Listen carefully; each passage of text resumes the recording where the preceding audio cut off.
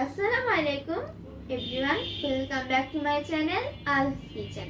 আশা করি আপনারা সবাই ভালো আছেন। আমি আজকে আপনাদের সঙ্গে শেয়ার করছি দেশি স্টাইলে এগ মাঞ্চুরিয়ান। এই এগ মাঞ্চুরিয়ান ঘরে থাকা উপকরণ দিয়েই আপনারা তৈরি করতে পারবেন। এটা খেতে জাস্ট অসাধারণ হয়। আশা করি রেসিপিটি ভালো লাগবে। চলে যাই মূল রেসিপিতে। এগ মাঞ্চুরিয়ান বানানোর জন্য এখানে আমি কয়েকটি ডিম নিয়ে নিয়েছি। এখন আমি এগুলোকে কেটে নিব।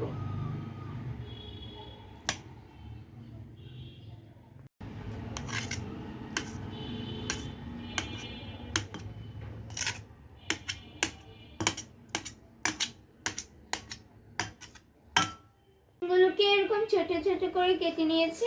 এখন দিয়ে দিচ্ছি 3 চামচ বেসন।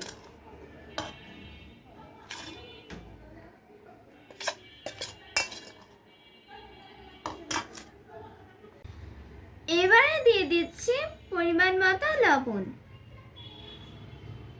দিচ্ছি হাফ চামচ হলুদের গুঁড়া, দিচ্ছি হাফ চামচ মরিচের গুঁড়ো, 1 চামচ মরিচের গুঁড়ো, দিচ্ছি হাফ চামচ ভাজা জিরার গুঁড়ো, দিচ্ছি হাফ চামচ ধনিয়ার গুঁড়ো, দিয়ে দিচ্ছি সামান্য কাঁচামরিচ কুচি। এখানে একটা ডিম ভেঙে নিয়েছি, সেটাও দিয়ে দিচ্ছি।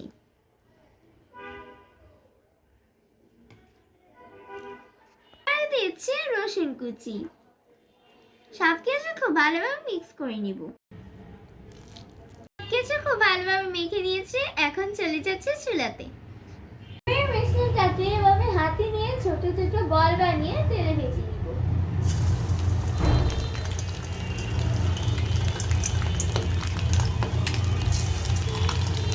বল বানানোর আগে হাতে একটু পানিতে ভিজিয়ে নিলে বলগুলো বানাতে খুব সহজ হয়। বলগুলো ভাজা হয়ে গিয়েছে। এরকম গোল্ডেন ব্রাউন কালার করে সবগুলো বলকে ভেজে নিব। সবগুলো বল এভাবে গোল্ডেন ব্রাউন কালার করে ভেজে নিয়েছি। এবারে চলে যাচ্ছে নেক্সট প্রসেসে। অন্য একটি প্যানে তেল গরম করে নিয়েছি। এখন দিয়ে দিচ্ছি রসুন কুচি,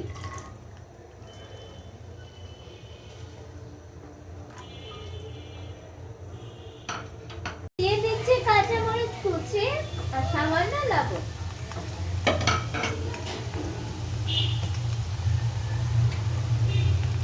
যেহেতু বলের মধ্যে লবণ দেওয়া আছে, তাই লবণকে একটু বুঝে দিতে হবে।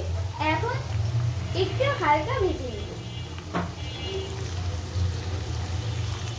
রসুনটা ভাজা হয়ে গিয়েছে। এখন দিয়ে দিচ্ছি ক্যাপসিকাম আর দিয়ে দিচ্ছি বরাবর করে কেটে রাখা পেঁয়াজ।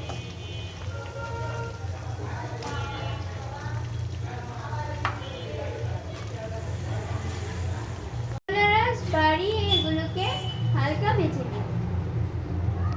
ক্যাপসিকাম আর পেঁয়াজটা নরম হয়ে গিয়েছে। এখন দিয়ে দিচ্ছি 1 চামচ রেড চিলি সস, 1 চামচ টমেটো সস,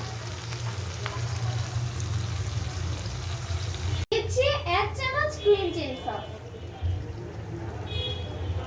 দিচ্ছি 1 চামচ সয়া সস,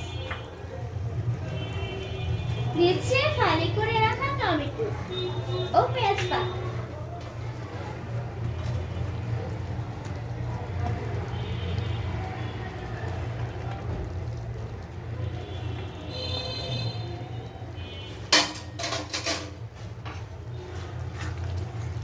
দিচ্ছি ভেজে রাখা ডিমের বলগুলো।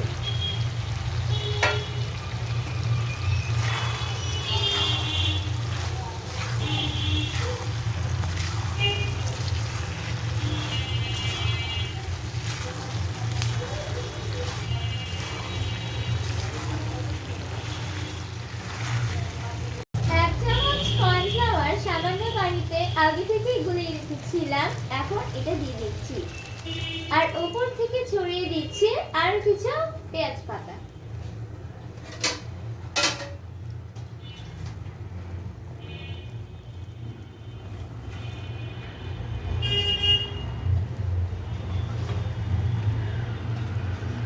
তৈরি হয়ে গিয়েছে এগ মাঞ্চুরিয়ান।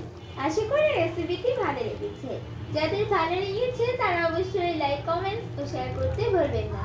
সেই সাথে আমার চ্যানেলটি সাবস্ক্রাইব করার অনুরোধ রইল। আজকে এ পর্যন্তই, আবার দেখা হবে অন্য কোনো রেসিপি নিয়ে। সেই পর্যন্ত সবাই ভালো থাকবেন। আল্লাহ হাফেজ।